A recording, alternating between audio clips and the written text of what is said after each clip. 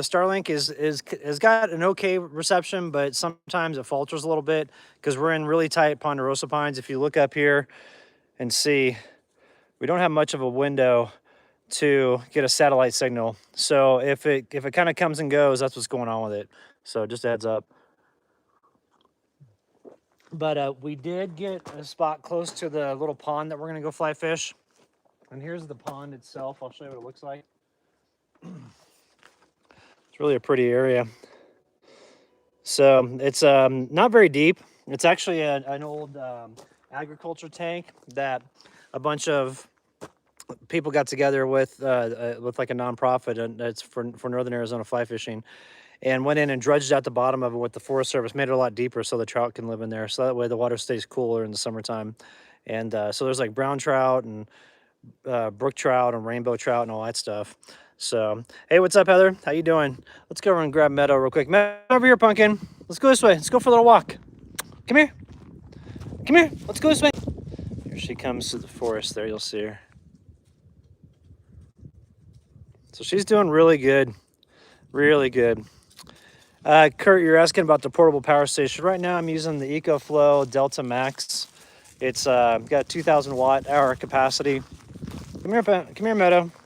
Yeah, unfortunately, we can't walk that far over there. So I was going to show you there's a little stream over there that comes down from the pond where we're going to be fly fishing.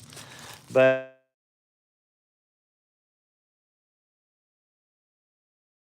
cows go when they're free range, doing the free range thing in the summertime. So it's places for them to drink water around here since the streams don't flow year round. And what it was is there was a nonprofit fly fishing group that got together with the Forest Service and also with BLM, and they dredged some of those ponds, those tanks, and made it to where they can hold trout in the summertime. So what they did was they made them deeper, so that way the temperature of the water, doesn't get too hot. So, but I was glad we found this spot. I thought, so I came here before with Meadow. This was the first place that we came to fly fish. It was like a month ago or something like that. And I thought I saw a bunch of camp spots that are on the west side of the little pond, but we came rolling through. I didn't see any. So I was like, huh. So I came down a little bit further to the east of the pond, and that's where I think we're going to be dealing with a little bit of outage. So if it keeps up like this, we'll stop the live stream because I know that's frustrating for y'all to view. So let's see, Dynamo Tim, great guy. Oh, hey, it's cool. That's awesome, James. I'm glad to hear that's working. Oh, we got Darren in the house. What's going on, brother? Yeah, I'm looking forward to catching some trout. Hopefully we'll get some good ones today. And what I'm thinking is the reason why I started the live stream a little bit early. I was going to do it at 4, but number one, the internet signal's kind of coming and going, so I thought, well, I'll start a little bit earlier. Number two, I want to get over there before the sun goes down and get in at least like an hour or two of fly fishing. So, so what happened is the reason why there's fly fishing places up here that have trout is that some of these ponds that they use for cows to come and get water at in the summertime were adopted by a nonprofit fly fishing group, and they came up here and worked with the Forest Service to dig out the ponds and make them a lot deeper so the water stays cooler in the summer at the lower depths. And they stock them with rainbows and brook trout and let's see what else is up here, tiger trout and then brown trout. And hey, Meadow, over here, Pumpkin. And it's catch and release. Want to hit those spots up later this year, and then I'm also going to be fly fishing all throughout the White Mountains in the summertime. So there's like a bunch of streams and creeks back in there. You just got to get your recreation pass from the Apache Reservation. But once you get that, you're good to go. Then you can go, truck camp all over the place and fly fish and all that stuff. So that's the plan for this summer, and hopefully get into like southern Colorado by the latter part of the summer or first part of fall, and then we'll come back to my place and get everything dialed in. And I was thinking with the build project, if we can't get it done before the wintertime, then I'll just I'll get another Bighorn 3 tent and just take Meadow out and just go winter camp for the entire winter, and then we'll come back and knock out the house in the spring. Because I don't know, I was laying around and I was like, I could sit here all summer and work on the place. So hey, what's up, Tyler? How's the bike? How's it going, brother? Yeah, it's great out here. I'm at one of the places. Oh, come here, Meadow, over here. Hey, we got a car coming here real quick, so let me grab Meadow. Come here, sweetie. Meadow, over here. Meadow, let's get you a treat. Meadow, let's get you a treat. Come here. Come here, girl. Let's get you a treat, Pumpkin. Come here, sweetie. Come here. Come here. Come on, Meadow.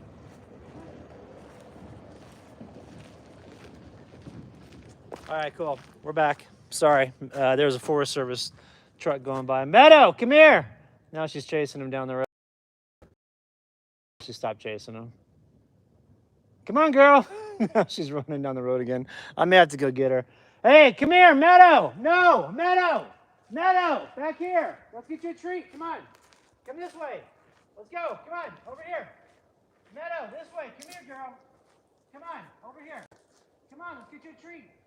Let's get you some treats. Come on. Okay, there you go. Good girl.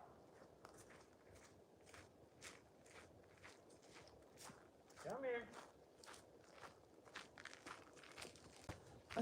I said the magic word. I said the treat word. And it's all good. So she's back. She was chasing after one of the Forest Service truck trails some guys drove by. So I'm the Ed McMahon of the Johnny Carson Show. That's funny. Yeah, let me grab her. I'm gonna get her some goat's milk real quick, and then she can. Darn it, that stupid Starlink keeps coming and going, guys. I'm sorry about that. We're in a spot that's just got super tight trees, and so, you know, I've got a signal a little bit, but I've got a few trees that are kind of blocking it a little, and there's nothing I can do about it, unfortunately. But back to what I was saying about the reason why that there's places to fly fish up here is that nonprofit group takes care of it. And so so we got Dave's Camping Adventure. Howdy back at you. We got Jay Davis in the house from Alabama. Right on. All right, let's see what else have we got here. Richard, we all wish you were there. Wish we were there with you and Meadow rather than being at work. Yeah, I feel really fortunate to be out here and doing this stuff. Hey, I don't know if this is going to work or not with the Wi-Fi. If it goes out again, we'll call it an evening because my battery's getting kind of low and I didn't really charge it that well today. And then also too, I can just go fly fish and then film a bunch for y'all to put in a video. But I like it back in here where I'm at. There's no one driving by except for the Forest Service guy. So other than that, I haven't seen anyone around today, and it's just been kind of chill. So what's up, Layla B? We just got done with little Meadow here. She got done having some treats. Seems like she's enjoying herself. We had a good night last night. We had a bunch of elk that came by the truck topper here. One of them was squealing pretty good, so we got Meadow going, and she started barking, and then they ran off. And then we had wild turkeys all night coming by. And turkeys are so funny to hear in the wild. I think they're hilarious. Darn it, this thing keeps going. Sorry about that. It looks like we had another outage there. But I was saying, had a good morning with just the campfire and just chilling with little Meadow, and then had the live stream with you all.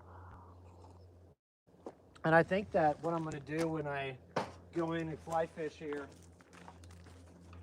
I'll show you all the fly pattern that I'm going to be using. So this is what was working really well last time. I figured might as well stick with it. It's kind of, there are a little bit of like new flies that I need to get in order to fly fish around northern Arizona. But what I'll be using now is just this one right here. I don't know if you can really see that. Just basically, I don't even know what it is. It kind of looks like a mosquito pattern or something like that. But it worked well last time, so that's what we're going to use this go around. And then same thing, just going with the Tenkara fly rod. That's the easiest way to get into fly fishing, I recommend, is just to do Tenkara. You can get an entire setup for like 150 bucks. And then you get familiar with like the different terms. That's what always intimidated me about getting into fly fishing, was all the different terms. It's like you have to know this like library of terms, you know, when talking about fly fishing. And basically what it is, it comes to like what type of bugs you're mimicking with the fly. Hey, Matt, over here. She's over there by the stream. She was chasing a butterfly. Everything there is worth chasing. So whether it's a squirrel or a butterfly or a rabbit or whatever, she'll chase them for a little bit and then she comes back. Come over here, girl. Hey, come on over here. This way. Let's see if we can go over to the stream and see if it'll stay connected here. So I can show you all this real quick. Over here, girl. Check out how massive these trees are. I mean, they're so big, these ponderosas. Just got to be careful about parking right underneath them, though, because sometimes the branches can fall off and hit your rig. So what you thinking, girl? Let's see if it'll hold going over here. And we can show you the stream. It's pretty small. It's nothing really all that cool. But, you know, in Arizona, be able to camp next to water is kind of a nice thing. So this is right here. This little stream that's coming down. And this is coming down from the pond that we're gonna go fly fish here in a second. All right, hey, sorry again with the router situation. I think it's just let me show you what we're looking at here. So we got this, and then up, you see those trees rolling away? That's the issue over in that area, and this is interrupting it, and so that's what's making it kind of come and go. So sorry about that, everybody. But why don't we, since it just continues to falter, why don't we go ahead and log off? And then what I'll do is I'll just go get a bunch of footage when I'm out there fly fishing and be over there for a couple hours, and I can share that with y'all. So, and then tomorrow morning we're gonna get up and get out of here. I got to go to Flagstaff and get a few things, and then I'm heading back to my place to do a video with my buddy Chad about some more stuff about that battery system from Blue Eddy. So, all right, everybody. Sorry this didn't work out. I'm sorry the Starlink isn't working that great, but just got a bunch of obstacles in the way with these massive trees. So we'll see you on the next one. Thanks.